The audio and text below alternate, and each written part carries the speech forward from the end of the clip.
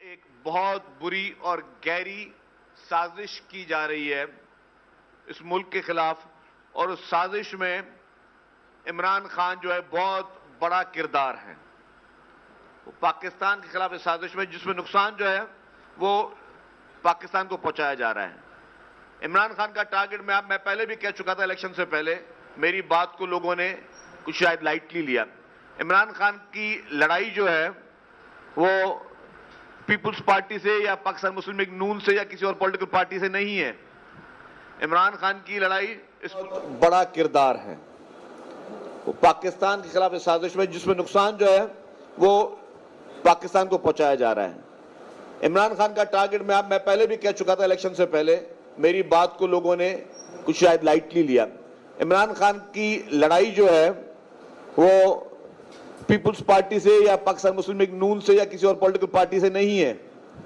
इमरान खान की लड़ाई इस मुल्क की एस्टेब्लिशमेंट से नहीं है। इमरान खान इस मुल्क की एस्टेब्लिशमेंट को नुकसान नहीं पहुंचाना चाहता। इमरान खान इस मुल्क की सियासी जमातों को नुकसान नहीं पहुंचाना चाहता। इमरान खान पाकिस्तान को नुकसान पहुंचाना चाहता है। वो पाकिस्तान के खिलाफ साजिश कर रहा है और उसके अगर ताने बाने आप देखेंगे, कड़ी से कड़ी मिलाई जाती है। नहीं तो मैंने सिर्फ सरासरी एक बयान दे दिया हो कि जी ठीक है, शर्जील मेमन ने एक जगह पे मौजूद होकर कहा कि जी इमरान खान मुल्क के खिलाफ साजिश कर रहा है। मैं हर चीज की दलील देने के लिए तैयार हूं और मैं कड़ी से कड़ी को जोड़ने के लिए तैयार हूं। जिस तरीके से आप उसका पूरा करियर देखते हैं, आप, मैं पहले भी कहता हूं, अगर आप मुलाजिम भी रखते हैं ना, अगर आप ड्राइवर भी रखते हैं और अगर आप बावर्ची भी रखते हैं तो पहले उसे पूछते ड्राइवर से कि यार तुम्हारे पास ड्राइविंग लाइसेंस है या नहीं है, तुमने इससे पहले जो है वो पहले कभी गाड़ी चलाई है नहीं चलाई है। बावर्ची, भाई तुम्हें क्या बनाना आता है। हमने एक शख्स जिसका ट्रैक रिकॉर्ड ये था, कोई अच्छा नहीं था ट्रैक रिकॉर्ड, उसको थोप के इस मुल्क का वजीर आजम बना दिया। 2018 की इलेक्शन में रिकॉर्ड धांधली कर इस मुल्क का वजीर आजम बनाया। हिस्टोरिकल धांधली हुई थी। हिस्टोरिकल पाकिस्तान की आवाम के मैंडेट पे डाका मारा गया था।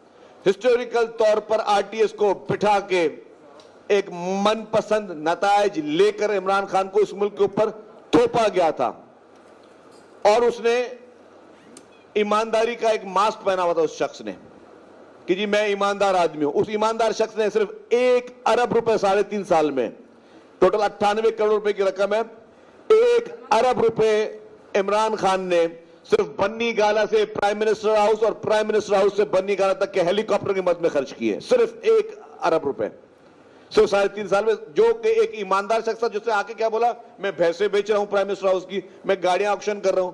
तुम भैंसे बेच रहे थे और तुम 1 अरब रुपए सिर्फ तुमने हेलीकॉप्टर में लगा दिए।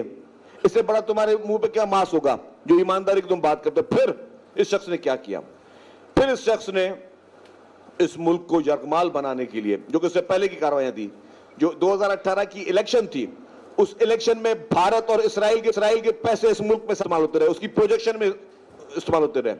क्या किया गया, नौजवान नस्ल के सामने, आम आदमी को जो शायद मासूम है, आम आदमी जो पाकिस्तान की सियासी गिमिक्स को समझता नहीं है, उसको फरिश्ता करके पेश करने की कोशिश की गई, उसकी इमेज बिल्डिंग की कोशिश की गई।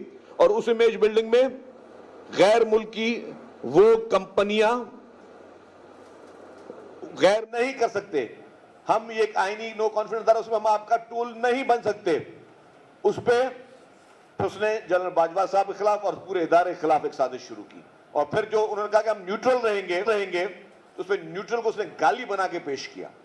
उसका मकसद क्या था, उसका मकसद यह था कि या मेरी मदद करो, अगर मेरी मदद नहीं करोगे तो मैं तुम लोगों को पब्लिक में कंट्रोवर्शियल बनाऊंगा, तुम्हारे खिलाफ साजिशें करूंगा। क्योंकि उसके बाद एक टूल है इमरान खान के पास, वो साजिशी टूल है, वो सोशल मीडिया का एक टेररिस्ट ऑर्गेनाइजेशन है। पीटीआई इस वक्त सोशल मीडिया की पाकिस्तान की टेररिस्ट ऑर्गेनाइजेशन है, जिसको चाहे उसके खिलाफ ट्रोलिंग करे, लोगों की फैमिलीज पे उन्होंने हमले किए, लोगों की पर्सनल लाइफ पे हमले किए, उन्होंने हमारे जो है पॉलिटिशियंस के पर्सनल लाइफ पे हमले किए, उन्होंने हमारे जो एस्टेब्लिशमेंट के क़यादत है उनके खिलाफ पर्सनल लाइफ पे हमले किए, झूठे प्रोपेगेंडास बनाए, झूठे ट्रोलिंग कराई गई। बाहर से यूट्यूबर्स, गद्दार यूट्यूबर्स को बैठकर जो है पैट्रोनाइज किया गया, कि वो पूरे पाकिस्तान के का नक्शा जो है पूरी दुनिया में गलत खींचे और हमारे नौजवान नस्ल के जहनों में जहर उगोएं। वही इमरान खान, अभी रिसेंटली मैं पार्लियामेंट की बात करूं, पार्लियामेंट में क्या हुआ, मोहतरम आसिफ अली जरदारी साहब का खिताब था, उससे पहले मोहतरमा आसफा भुट्टो जरदारी साहिबा जो है उनका ओथ टेकिंग थी। किस तरीके से जो रवैया था पीटीआई के उन बदमाशों का, मैं समझ रहा हूं बहुत काबिल मज़म्मत है। आप अगर देखें किसी की भी जो है वो बहन बेटी को हमेशा एहतराम की नजर से देखा जाता है। अगर मैं आपको यकीन बताऊं, अगर इमरान खान की फैमिली का कोई बंदा अगर एमएनए बनता तो सारी ऑपोजिशन के लीडरान जो है वो सर पे हाथ रखते और उसको शफकत का हाथ देते, लेकिन इन्होंने वहां पे भी गालम गलोच शुरू की। उन्होंने जब प्रेसिडेंट की स्पीच थी और प्रेसिडेंट साहब बात क्या कर रहे थे, मोहतरम आसिफ अली जरदारी साहब इस मुल्क में रिकंसिलिएशन की बात कर रहे थे, मुल्क को आगे लेकर चलने की बात कर रहे थे। जो पोलराइजेशन इमरान खान ने पैदा की इस मुआशरे में, भाई से भाई को लड़ाने की जो पोलराइजेशन इमरान खान ने पैदा की है, जो सोसाइटी को डिवाइड करने की पोलराइजेशन इमरान खान ने पैदा की है, जो इदारों के खिलाफ हजारा शाही की एक पॉलिसी पैदा की है, और ये क्या मकसद है, ये इमरान खान सब क्या कर रहा है? ये इस वक्त इमरान खान इस मुल्क की 22 करोड़ आवाम को, मुल्क के सियासतदानों को और इदारों को इन सबको ब्लैकमेल कर रहा है। और ब्लैकमेलिंग की वजह क्या है कि मुझे इख्तियार दो, मेरे जो केसेस जिसमें मुझे सजाएं मिली हैं उन केसेस में मुझे माफी दो, चाहे पाबंदी के बावजूद ओपन एंड शट केसेस हैं, कोई ऐसा केस नहीं है जिसमें कोई साइंस लड़ाने की जरूरत हो या दिमाग लड़ाने की जरूरत हो। आप उठा ले पाकिस्तान का कानून क्या आपको इजाजत देता है कि आप भारत और इस्राइल समेत या किसी भी गैर मुल्क से आप फंडिंग लो?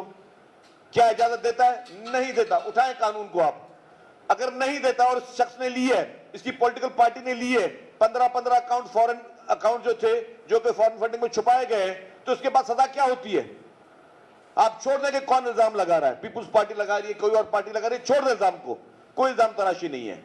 आप सिर्फ सिंपल केस है, क्या ये पैसे रिसीव हुए या नहीं हुए? मरहूम अरशद शरीफ जो कि एक बहुत बड़े जर्नलिस्ट, इन्वेस्टिगेटिव जर्नलिस्ट, उनकी अपना प्रोग्राम उठा लें, उन्होंने अकाउंट नंबर दिए हैं, उन्होंने उन डिग्निटरीज के, उन लोगों के नाम दिए हैं जिन लोगों ने इमरान खान को, पीटीआई को फंडिंग दी है, फॉरेन फंडिंग दी है भारत और इसराइल से। और भारत और इसराइल, आपको पता है कि आपके मुल्क में किसी खैर काम के लिए पैसे नहीं दे सकता। भारत और इसराइल आपके मुल्क में सिर्फ तबाही के लिए, बर्बादी के लिए और अनारकी के लिए पैसे दे रहा है।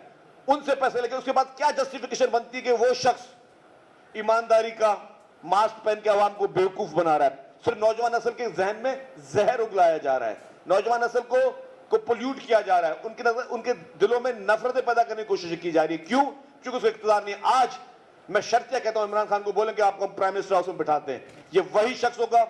कहां जाएगा इसका बयानिया, कहां जाएगा इसका मौक़िफ़, कहां जाएगा इसकी डेफिनेशन अबाउट न्यूट्रल, कहां जाएगा? आज जिस एस्टेब्लिशमेंट की लीडरशिप को ये निशाना बना रहा है, झूठे इल्जाम उन पर लगा रहा है। कभी झूठे इल्जाम लगता है कि जी मेरी बेगम साहबा को जहर देने की कोशिश की गई, और मेडिकल रिपोर्ट जो है वो कुछ और चीज बोल रही है, कोई सैंपल नहीं। और अच्छे डॉक्टर्स, बेस्ट डॉक्टर्स कह रहे हैं कि जी ये कोई चीजें सिर्फ और सिर्फ सिंपैथी गेन करने की कोशिश की जा रही है। ये खबरें बनाकर टीवी चैनल्स के जरिए, अखबारों के जरिए, सोशल मीडिया के जरिए पूरी दुनिया को बताया जा रहा है कि बहुत बड़ी तुरम खान चीज थी इमरान खान, जिसकी जान को खतरा है, या उसको वो जेल में बहुत बड़ी कैदोबंद सोबतें बर्दाश्त करा। कोई सोबत बर्दाश्त नहीं कर रहा। आज भी मुझे बताइए कौन सी जेल है? He is not under trial prisoner, he is the convicted prisoner.